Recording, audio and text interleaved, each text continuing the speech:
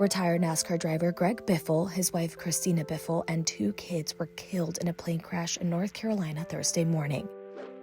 Family friend Representative Richard Hudson confirmed the news on X, writing, quote, "I am devastated by the loss of Greg, Cristina, and their children, and my heart is with all who love them."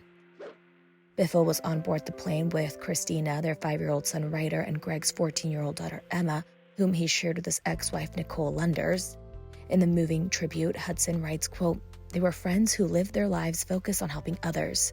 Greg was a great NASCAR champion who thrilled millions of fans, but he was an extraordinary person as well, and will be remembered for his service to others as much as for his fearlessness on the track." Hudson then went on to speak on Biffle's humanitarian efforts, writing, quote, "The Biffles flew hundreds of rescue missions in western North Carolina after Hurricane Helene.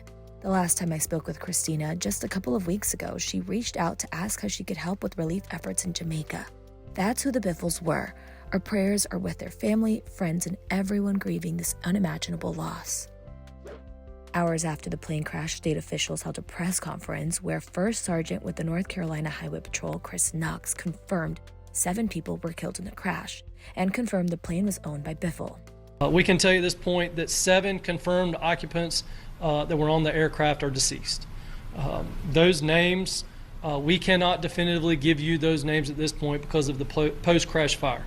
There's a lot of speculation. There are a lot of names that are out there. The only person we would be able to say is believed that Mr. Greg Biffle was one of those 7 deceased occupants due to not only the information of those occupants that is recorded, but also visual from aircraft or from staff that was here at the airport that he was one of the occupants that was on the plane at the time. The other names, we will have a list once we have those, but what we would do, just like in a crash involving a automobile, we would have to await medical examiner confirmation. So that's what's going on right now. And again, those names, those 7 names, just can't definitively be put out there at this point because of that post-crash fire. So awaiting the medical examiner and that confirmation. The FAA has been on the scene this afternoon and working through their initial phases of an investigation. We spoke with the NTSB. They will be arriving early in the morning, and then they will pick up the investigation, take it from there. North Carolina Governor Josh Stein spoke out about the tragic incident in a press conference earlier in the day. It's heartbreaking, just heartbreaking. I just learned about it 20, 30 minutes ago. I don't know that we know the number of casualties. Obviously, a number of people were impacted. Our hearts go out to those families.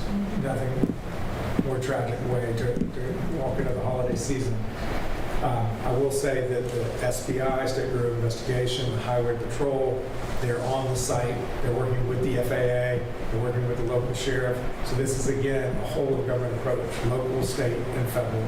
And they're going to do everything they can to figure out what happened because we don't want these kinds of accidents to occur. Just heartbreaking. Biffle was an extremely successful NASCAR driver, taking home multiple championships throughout his career. In 2023, he was named one of NASCAR's 75 greatest drivers.